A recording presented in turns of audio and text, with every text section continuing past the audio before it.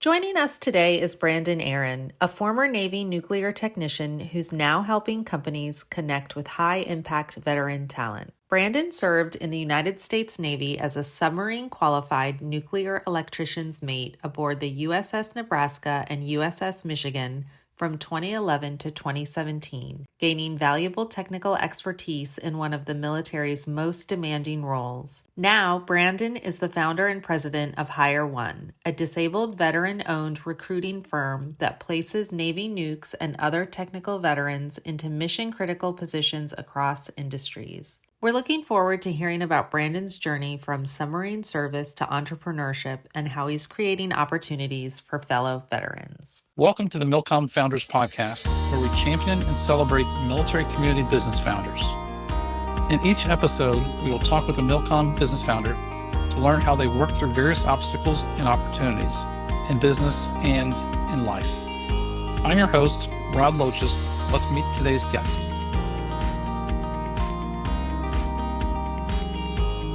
Hey, welcome to the MilCom Founders Forum podcast, where we champion and celebrate military community business owners.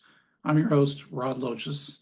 Today, I'm excited to introduce you to Brandon Aaron, Navy nuke gentleman and the founder and president of Hire One. Welcome, Brandon. Tell me a little bit about yourself and name, rank, and who you are, kind of a thing. Thank you. Once upon a time, I was known as Petty Officer Aaron, part of the very notorious E4 Mafia. I was what's called a Navy nuke in the Navy for 6 years. So that group of early 20-something-year-olds that gets handed the keys to the nuclear reactor on board submarines and aircraft carriers, that was my job for 6 years. Wow. So did you serve on both carriers and submarines, or what? No, you got to choose, and I very much wanted to go submarine service. So I did all my time on submarines. I have yet to actually be on any current aircraft carrier. Wow. Okay. Well, see, Yeah. I know two submarine officers, and they're both a little bit crazy. Is it true for the whole submarine force, or what's the story there? I think we think we're all sane, Uh-huh. but it is pretty cool knowing that the baddest of the bad in the military still have ultimate respect for submariners. So it's cool that just being a submariner, you do get the respect from the pilots and the special forces guys, and for us, we're brainwashed and we're happy to go underneath leagues and leagues and leagues underneath the sea, and we have fun doing it. But Wow. I think I'm more crazy on the back end of it. During it all felt normal. Wow. It felt normal being what, 1,000, 2,000 feet underwater? It's hard to tell. You can Wikipedia, see what information is out there. But yeah, I mean, we keep that surface to dive ratio 1-to-1, but once we're down, pretty disconnected, no phone calls, very little emails, no communication. I think that's one of the most different parts about submarine service. Even if it's only 3, 4, 5 months and not these 12-month deployments, you truly are isolated in the form of communication. There's no Yeah. satellite phones, there's no FaceTiming, there's no internet. So it's definitely isolating. Yeah, a friend of ours he was a commander of one of the nukes, and early on, when they first were allowed to receive emails and things occasionally on the subs, and one of the young enlisted men kept receiving nude pictures of his wife, and they went and talked to the enlisted guy and says, "Hey, remember, the captain or whoever or the signals officer must see all communications coming in and out." And he says, "She didn't give a damn. She wants me to see those pictures." And the CO was like, "What am I going to say?" Send them through. Send them through. Yeah. So it was crazy. So how did you ever get the idea to join the military, and more specifically the Navy slash called the Nuke Corps? How did that ever come to mind for you? Yeah, great question. I was in 5th grade when 9/11 happened. So to say that 9/11 didn't have an effect on my patriotism and, being literally a child and not truly understanding it, my joining in the military was 2017, right? So we're talking over 15, 16 years later. So I think that definitely had a play. And then honestly, what was the final push was I was just unsuccessful in my freshman year of college, and it wasn't due to, mental power or, smarts. It was really just lack of purpose, lack of drive, lack of motivation that led to me being invited not to return after my freshman year. So, after that, kind of got the kick in the butt and said, all right, let's do something. Went to 4 out of the 5 recruiters because the Air Force was never there. And this was pre Space Force, and had a meeting with everyone, all, the Army, the Marines, the Coast Guard, and the Navy, and ultimately did my ASVAB. Leaned more in the Navy, and then honestly, I was really specific about becoming a Navy nuke even before I left for boot camp, because I wanted it for the civilian pros after service. Even back then, as a pretty dumb 18-year-old, I was able to connect the dots and go that if you become a Navy nuke now, you don't have to spend 20 years in the military, and you should have a fairly successful civilian career based off of what's available and where Navy nukes were going, even back in 2009. So I knew I didn't want to make a career of the military, but I did at the best time want to set myself up. And based on my research in 2009, 2010, that program ended up being the Navy nuke program. Yeah, it seems to worked out very well for you too. That's fantastic. Yeah. So when you're not working, what do you like to do for fun? I mean, you just had a big event happen. I did. Recently married, which is awesome. So that happened March of 2025. It's super, super, super exciting. There's definitely a sense of pride to be a husband, and to, plan on being a future dad is super exciting. I am very much into audiobooks on like the, self-help and better progression and just be good to people. I think energy is real. So I've knocked out 38 audiobooks in the past couple years. I'm cranking them out now. Had a lot of cross-country travel time for the wedding. So I really like doing audiobooks. I'm definitely into breathing and meditation and trying to get into cold plunges and stuff like that. And then ultimately, normally, if I'm not working, I will be somewhere in nature. So living in Denver, it's incredibly lucky that within 90 minutes, northwest or south, we can get some pretty amazing spots. And then you increase that to 8 hours, and you can drive to, unbelievable national parks, Utah, north, south. So actually wearing a Big Bend shirt right now. We've been as far south as Texas, as far north as Yellowstone, I want to say, as far west as western Utah, and we still have tons more national parks to explore. I think we have 16 of them knocked out, and there's 50 some odd, maybe 60. That's a really cool goal. I love that. Thank you. Yeah. So cold plunges usually go with sauna as well. Are you doing that whole thing?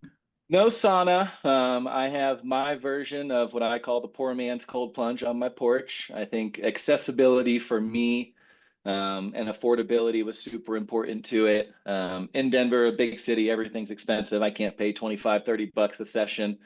So I have my own kind of setup on my porch, and really it's just followed by some conscious breathing in the morning, and then trying to hop in that to start the day for whether it be 1 minute, 90 seconds, 2 minutes, or the good days, 3 minutes. You just kind of let your body talk to you. But they're still not quite fun. I don't know how all these videos show people smiling and just completely enjoying cold plunges. It is definitely a mental battle, but I've been enjoying it. That's very cool. I learned really experienced sauna in Eastern Europe for the first time years ago, and I love it. And we're putting a sauna and a cold plunge in our garage here in the next month. So in fact, I just cleared out some stuff today to make room for it. So I'm really excited, looking forward to that. And the cold plunge, I'm not ready for that every day though, Brandon. That literally takes your breath away. That's for sure. It's definitely interesting. I'll see. I'll give myself some grace, but for right now, the plan is, couple minutes a day. We'll see how long we can keep it up. Absolutely. So You kind of mentioned one already, but what's a personal challenge you've had to overcome yourself? What's something that you've had to pivot or change, or what's Yeah. Um, I mean, huge personal challenge. I got out of the military and kind of took the path of least resistance, which I feel like a lot of veterans do. I didn't necessarily challenge myself or immerse myself in the civilian universe, and I just took the position that made the most sense at the time. That happened to be, a family-run and operated business where 7 people had my same last name. wow? And the family had been involved with it for decades, and getting into that, it was one of those, I guess you kind of, when they found out who the Wizard of Oz was, and that it wasn't all, magic and Uh-huh. good intent. It was a lot of mistakes, and a lot of um, just, I don't know. I got to experience a truly failing business for going on Mm. 3 years directly out of the military. And this was a super successful business. This was, a mid 7-figure business that was losing 6 figures a month. And I got to watch that ship Mm. sink. And ultimately, we filed bankruptcy in early 2020. And, it wasn't the education I was necessarily planning for, but there's power to know what not to do. And there's power in seeing something fail that, with a slight trajectory in a different universe, this is generational wealth and, Mm. nationwide. So that was super tough to ultimately in early 20 have to stand in front of a room and close the doors and lay off 22 people and 20 other contractors. And, it was eye-opening, and it also made me have a lot of energy and grit to never be in that position again, standing in the front of a room telling people their paychecks stop immediately and they can't come to work tomorrow. um, God Not bless you. fun. Yeah. Yeah. And again, this is me as an E4 mafia guy out with no direct business experience, 2.5 years into an uphill battle of no one trusting you, no one believing in you, no one thinking you know Mhm. anything. Um, and, they were, parts of them are right, parts of them are wrong. But man, you talk about a challenge. That was a tough period to go into work every single day and to be the person with the burden, knowing the writing was Yeah. on the wall, and then also trying to do everything you can to save it. Um, but I do think it set me up in a very unique mental status, a very unique journey to get to entrepreneurship, from Mm. college dropout to Navy nuclear reactor program to watching again, in a different universe, a generational wealth, nationwide successful business fizzle and go bankrupt, to now bootstrapping what Yeah. Hire One is just getting started on. Wow. Um, Thank you for sharing. I know that's not easy, but I No, it think, sucked. yeah, it does suck. That's right. And what you've learned from that you're able to pick up and start again, that's I think that resilience that we see in the military again and Yeah. again. So speaking of the military, what's one or two insights that you learned, concepts, ideas, things that you learned in the military that you carry over into business that you look back every day or whatever and say, hey, this is an important thought process, belief, value, whatever. Oh, great question. I mean, the Navy nuclear program is really big on integrity, is really big on, a lot of times it's maybe two sets of eyeballs on something. And if something goes wrong, it's very easy for those two sets of eyeballs to pretend something didn't go wrong, and ignore it until the next sets of eyeballs find it. And who knows how long that could be, who knows who that can put in danger, who knows what effect that can have on mission criticalness. So, doing what is right has been a staple of Hire One since we started. And doing what is right, through my perspective, after going through my journey, I think is pretty unique, especially in the veteran employment space, a space that is highly profitable. And there's new players and there's old players, but at the center is always veterans. And I think some companies treat veterans better than others. And I personally want to set the bar on the complete opposite side of the spectrum and without fail be able to say Hire One consistently treats all veterans better than any other firm out there because we truly work for the veterans. We love our partners. We love that they pay us bills, but they need us more than we need them. And, just having that mindset of, do what is right, even if it's just you. And now it's do what is right in front of everyone. And even say no to some clients, say no to contracts, say, look, if you're not willing to do this XYZ, then you're not the right fit for our candidate pool. So just doing everything right, not having it be a profit driven capitalistic business, which I'm fine for all the other ones, but I also feel extremely confident in saying that in less than 5 years, we're going to be the best at what we do. We're well on our way. In a decade from now, I think we're going to, set the standard and set the bar for what veteran employment advocates can be and really re-engineer what military recruiting is, because it's not about putting a dollar sign on a random veteran's MOS and swiping that credit card as many times as you possibly can. Yeah, absolutely. Yeah. It's funny because that integrity, I was talking to somebody earlier this week about value-based hiring. And one of the things they said was with the veteran community, that's one of the first things they find is that most veterans have that level of integrity that is like baked into most veterans, almost all veterans. As far as I'm concerned, almost all veterans. And Yeah. that's hard to find. Yeah, it's being put in a awkward spot or a spot where it is easy to sweep something underneath the rug, I think is a scenario that every boss can imagine every single one of their employees having. So if your employees consistently sweep stuff underneath the rug, there's no way that that has a positive effect on your business. You'll be lucky if it has a neutral effect on your business, and chances are it probably will have a negative effect on your business. Yeah. And also when you said the two sets of eyes, the other thing it reminded me of is, to me, collaboration is a key to success in business and life. And being able to work with your team members and see that and like you said, not sweep stuff under the rug too. So that collaboration and integrity are really two interesting points. So, but Yeah. Brandon, you're a nuke petty officer. Why did you start this business? Why didn't you start I don't know, something else?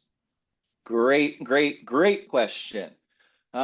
So literally the writing was on the wall. We already talked about, a company that's losing six figures a month. You don't have to be an accountant to do that math. So early in 2020, before the world changed, before anything happened, I was actually actively interviewing with several of the larger players in military recruiting. And when March of 2020 happened, they ghosted me.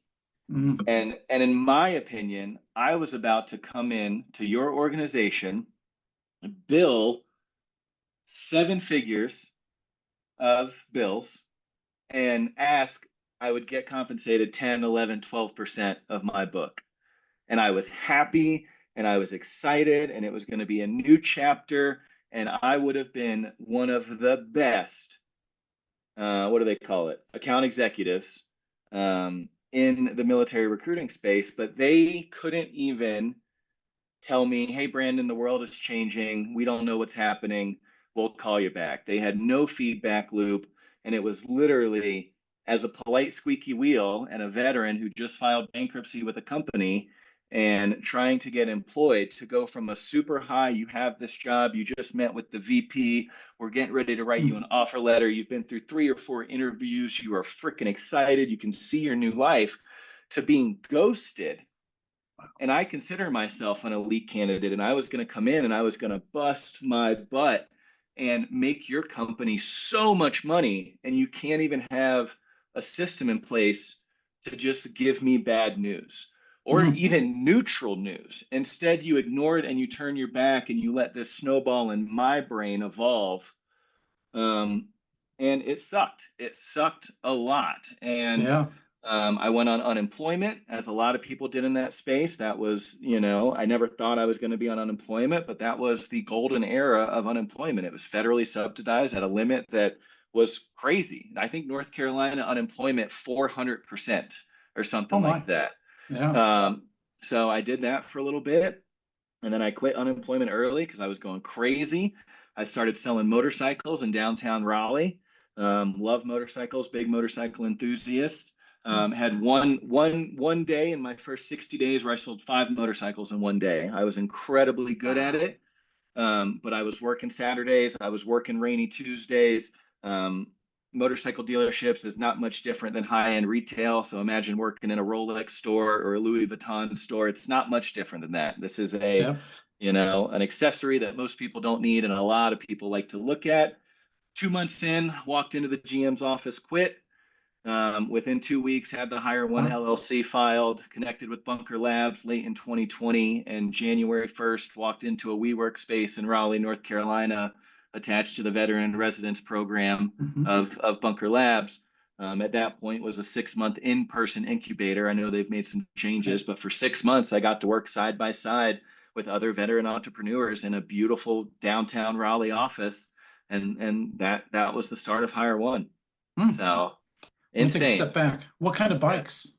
Oh, all bikes, all bikes. Okay. Right now, I'm currently on a two-stroke Beta 300 for like in the wood stuff, and then BMW GSA for more long-term touring and still dirt stuff. But Wow. motorcycles, both my parents rode motorcycles growing up. I bought my first Harley when I was 19 years old.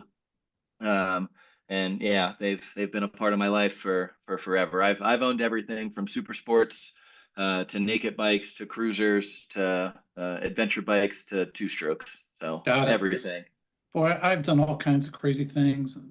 Motorcycles are the one thing that that it's just not my kind of crazy. Yeah. I don't understand it. I can skydive, I can scuba dive, I can do all kinds of things.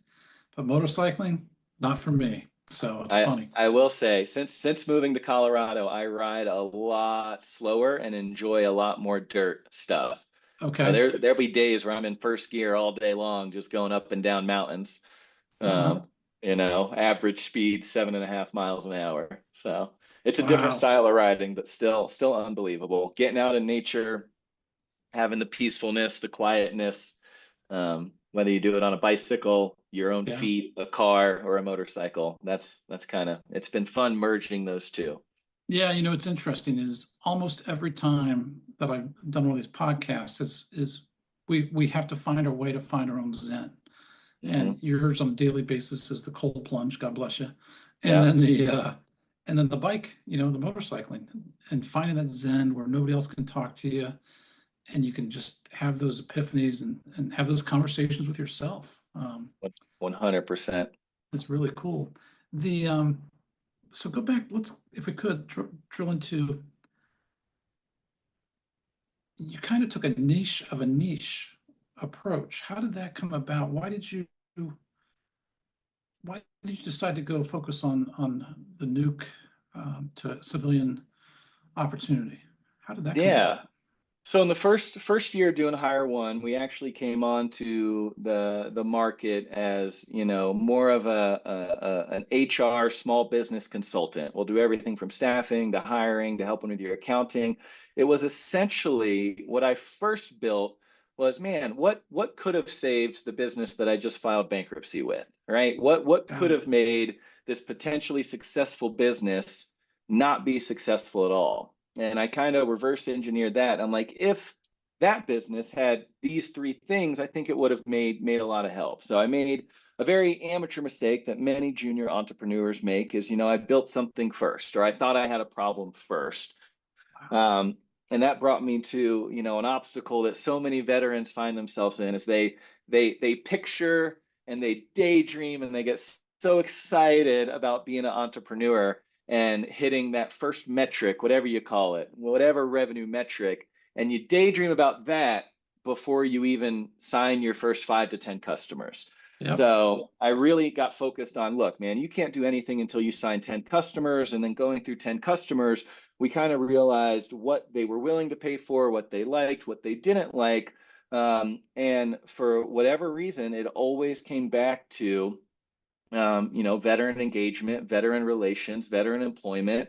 And we were experts. And then, so that was how we found ourselves underneath that umbrella. And then to niche down even more where I felt the most comfortable. If I'm bootstrapping and building, a business that I want to be involved with and is close to me, I have to start with the community that's closest to me. I call it, who do I share the largest pillars of commonality with? Mm-hmm. And yeah, I share large pillars of commonality with all veterans, but there is a unbreakable commonality between me and every other Navy nuke out there, whether it be officer or enlisted or aircraft carrier or submarines. We've done placements from E4 mafias all the way up to senior officers. Wow. And having access to that community has been incredible. No one can tell me I'm not an expert in it. And the communications I get to have, they start off on level 5.5 or level 6, because you don't have to get through the awkwardness of levels 1 through 5. It's just when Uh-huh. two Navy nukes get connected, it's transparent, it's open, it's honest, it's effective, it has follow-up, there's feedback. And I have spent the last 5 years connecting thousands of Navy nukes on a one-off basis without getting a penny from any of them. And it's getting to the point now where a veteran I helped 4 years ago is now in a director level spot at XYZ company going, dude, we're ready for more veterans.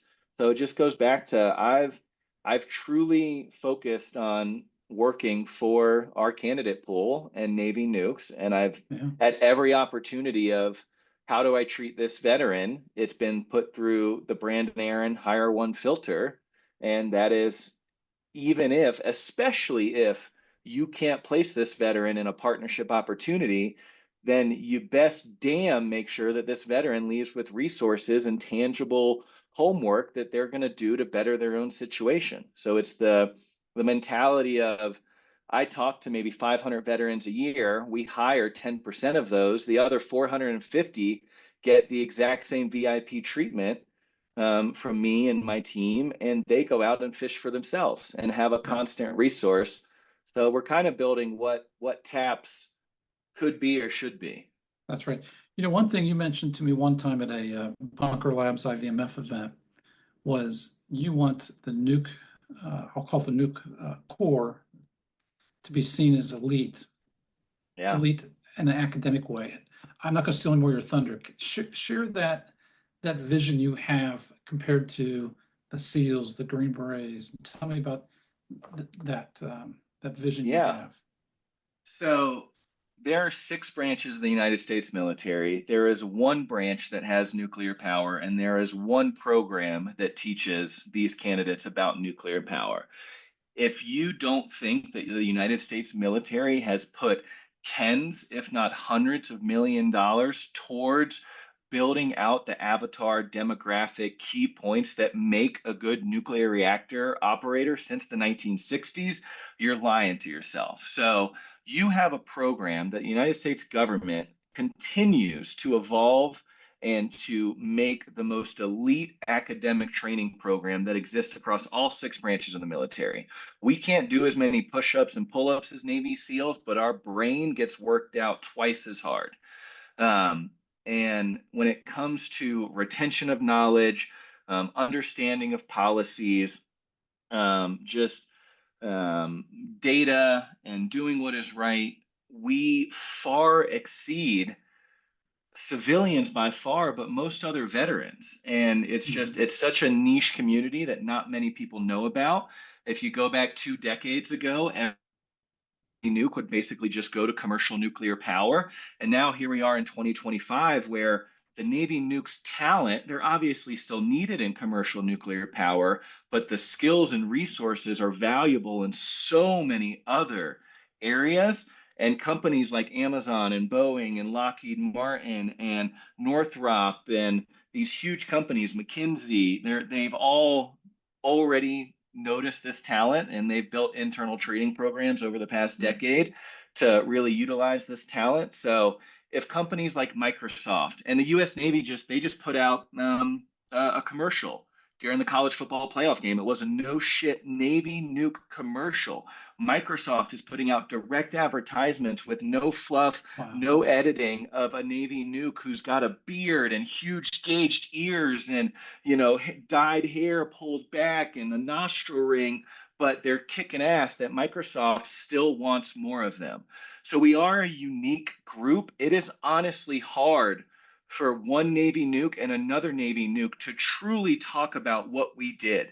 So if it's hard for Navy nukes to talk about how much we did, what it actually takes to keep a nuclear powered submarine or a nuclear powered aircraft carrier up and operational without incident, right? These are highly regulated, highly dangerous pieces of equipment that are billion-dollar war-fighting machines that are vital to national security, whether it be the boomers, whether it be the fast attack submarines, or whether it be the aircraft carriers.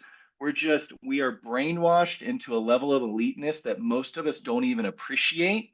And I think that's why more people haven't heard about Navy nukes. But yeah, we are elite and we deserve to be known as, even if you don't know what a Navy nuke is, when you hear it, I want people to at least go, I want to interview that person, or I want to learn more about that person. Because we've done placements from, sales and marketing and technical stuff, and, all the way up to COO placements, all the way down to, junior technician placements. We are everywhere. And no one has connected all the dots just yet. So we're checking that off. Your energy when you start talking about your community is fantastic. And Yeah. and I'm like listening to you going, holy crap, I'm gonna go back and sign up and see if I can be a nuke, man. Yeah. That is really cool. I would say you're radiant when you talk about that. Thank you. That's you're serving the right community when you have that energy for them Yeah. like you do. So They make it easy. Every conversation I have with the Navy nuke, whether it's the fifth one or the first one, I get goosebumps probably 3 times every call. We connect the dots for them. They leave smiling. They leave with tangible homework. They leave with a new identification of who their first degree professional network is. They leave with more data on what this XYZ career is going to do for them. They leave with direct paths of communication to talk to other veterans who have traveled the path before them. So, in 5 years, Hire One will not be known as a recruiting firm. We're going to be known as, the best veteran employment advocates. And we just happen to be getting started with Navy nukes and technical veterans. that's fantastic. So what's an opportunity or an obstacle that you faced in Hire One that you've powered through that you think other veteran business owners and business owners in general would really learn, benefit from hearing about? You've already talked about the pivots and the starting, but what's one Yeah. other one? One big headache was the first lawsuit, right? I think all businesses, especially optimistic veteran business owners, we do operate with handshakes and integrity. Don't expect legal to have to get involved for semantics. I said this happened, it's black and white, what's going on, when in reality, if you're going to run a successful business, whether that be a lifestyle business that just gets you across or a business where you're responsible for other people's payroll, eventually something's going to go wrong. Eventually someone's not going to be happy. So, I went into my first lawsuit, and again, tried to bootstrap it, do it myself, just be the open, honest, transparent person that I was. And it turns out, you either have to let it go and not do it yourself, or you have to hire counsel. And counsel sucks. It's like, Yeah. let's just use ballpark numbers. Let's pretend you had a $30,000 accounts payable. One person says they don't want to pay it because of XYZ. You think you are owed it because of ABC. Basically what happens at the end of that, in most cases that go to court, is the lawyers are going to take about 20, and then you're going to get like $3,000, and then they're going to end up paying 23 because you didn't get it. They're happy about it. So it's just understanding that, for as optimistic as I can be and as hopeful as I am, one of my weaknesses and something I need to get better at is like actually protecting what we're doing here, to not let people come and treat us badly. because there are unfortunately organizations out there that, I don't think they necessarily target veteran-owned businesses, but I do think they try and strong arm small businesses if they Yeah. think they can. Hmm. So that was a reality that just kind of sucked and said, maybe you do need to add an extra page to your contract. You thought you could be that one-page contract person, but it's not you, it's the industry. So Yeah, that's right. Yeah, so make sure you paper the agreements up front. yeah. That's a good insight. It's whether that's for partners. Hey, let's be partners. Great. Yep. You still got to paper the partnership because stuff happens, and you're Yep. doing everybody a favor if you're ready for something like that in advance instead of waiting. So that's a great 100%. insight. Thank Yeah. you. So um, coming towards the end, but I got some random questions for you if that's okay. I'm ready. Let's try them So, out. so tell me about IVMF Bunker Labs, the VIR program. What did that do for you? What was that experience like? Absolutely. So I can't, it's one of the Obamas, but the quote is you can't be it if you don't see it. And I think for the first time ever, what Bunker Labs and what IBMF is continuing to do for veteran connected entrepreneurs is they're giving you a peer-to-peer support group, which if you've never been in one, it's hard to understand. But for some weird reason, I care about you, Rod, more than I care about myself. So if you asked me for help and you said, I need this, I need 10 new clients by, April 15th, and here's my persona, for some reason, I would work harder for you than I would for me. And coming to that Mhm. epiphany that, dude, if you're willing to work for someone else, you have to have that pride and willingness to put in the work for yourself.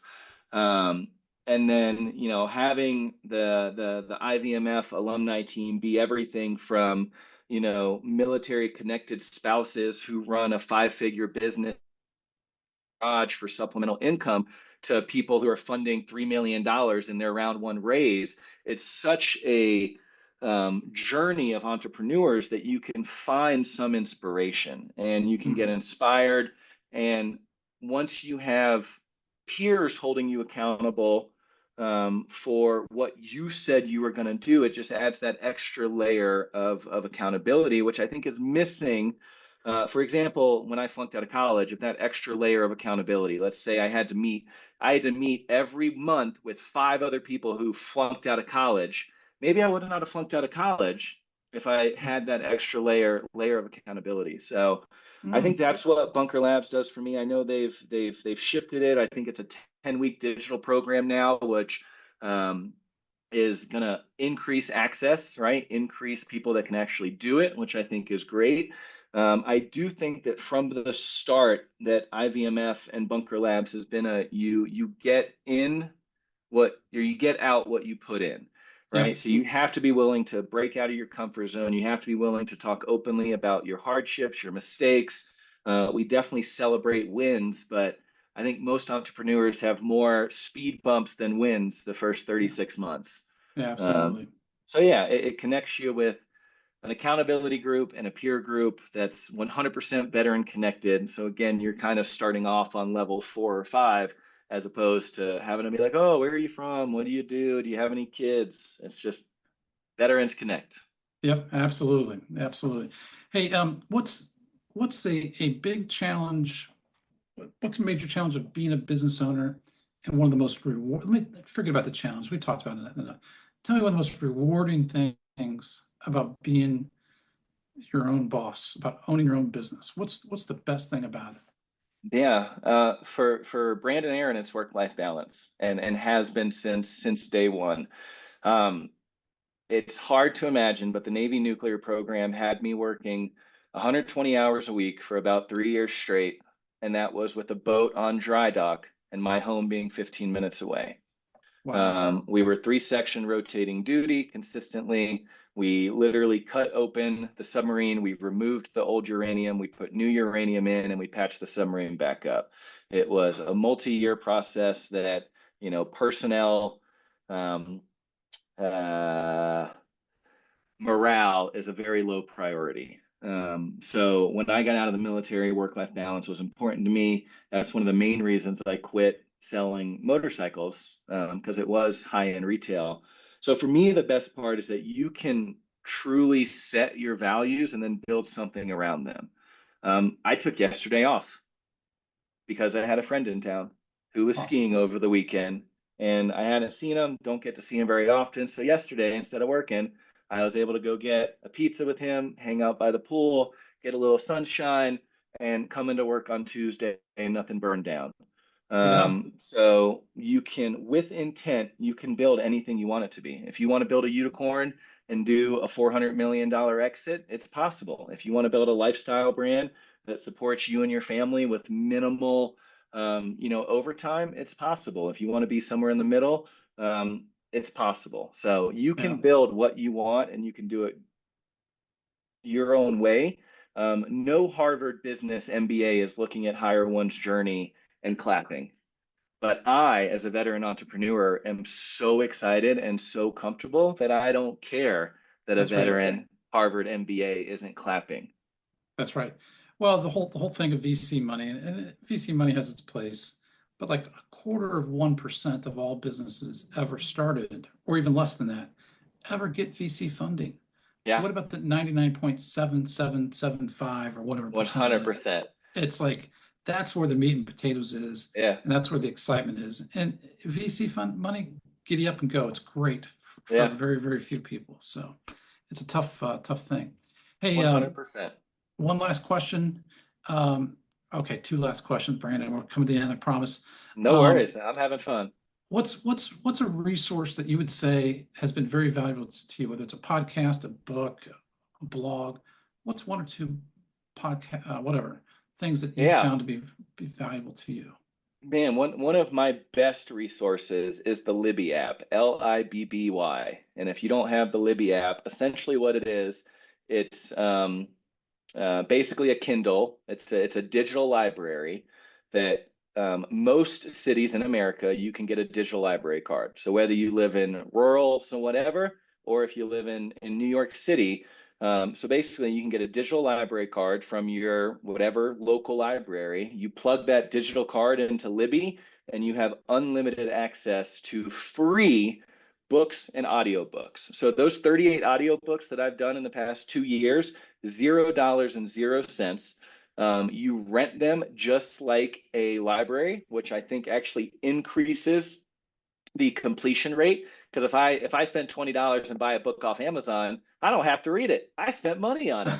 But if I checked out a book from a digital library and I waited 6 weeks to get it, and I only have it for 21 days, in those 21 days, I'm actually going to do the best of my knowledge to complete that book. And if I don't, I'm either going to say that book wasn't for me, or I'm going to re-request it. And the second time it comes around, so I'm really big on none of us are as unique as we think, and all the struggles that we have been had by someone else before us. So go gather as much data and information as you can from those individuals. And I think audiobooks for me have been an incredible place to start.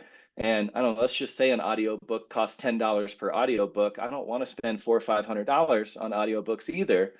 Yeah, So having free access and limited access through the Libby app, it's something I highly, highly recommend. And that's for anyone. You don't have to be entrepreneurial connected to enjoy free books, free audiobooks, and stuff like that. that's a great idea. Great insight. Um, what's the what's another military community founder that you respect or admire that he or she's built this business? What's one other person you really respect that's similar to you? Yeah. So one person that I've had more recent communication that I'm super excited about, giving a shout out to would be Lucas. He's doing veteran claims AI. I forget his last name, something with an S. So Lucas, Simianer, Siminer. I should probably know how to say his name. But essentially, he's doing vetclaims.ai. Who's another military community founder that you like and respect what they're doing? So Lucas with vetclaims.ai is kind of taking the same approach that we have in the recruiting world, but he's doing it with the veteran benefits, where for too long, a select few have been using veterans as a credit card swipe machine and coming up with one persona that they can swipe as many times as possible. And what vetclaims.ai is doing is kind of reversing that process and putting the candidate first, again, putting that veteran first to make sure that we're not in it to get a paycheck from you and to take 6 months of your earned benefit increase in the form of, $4, 5, 8, 12, $15,000 sometimes that some of these companies are taking for what they have set up as a relatively streamlined process. So he's trying to change the name there, and there's definitely some Hire One and Vet Claims AI collaboration that's going to happen later on this year and continuing into next year. It's just when you help enough veterans, I don't want to reinvent the wheel with VA claims. So finding a partner that matches my respect level towards the veterans going through it has been easier said than done. So Veteran Claims AI and Lucas doing great work. He's down in Texas, isn't he? Let's see. Yep, he's in Austin. Yeah. Okay. Yeah. Great guy. Yeah, okay. Absolutely. So Brandon, I want to say thank you so much for being on the show today. And as a thank you, we're going to donate $100 to the Dick Logis Military Community Scholarship Fund. Let's go. And a young military kid, kid of a military family, can use it to attend university or their trade school, their choice, whichever they prefer. I love that. Yeah, so thank you so much. Really do appreciate it. Thanks for joining us on the MilCom Founders Podcast. If you know a MilCom founder with a story to share, reach out to us at milcomfounders.com. For each guest on our show, One Degree Financial donates $100 to the Dick Logis Veteran Entrepreneur Scholarship Fund, supporting education for children of a MilCom business owner. Stay ready.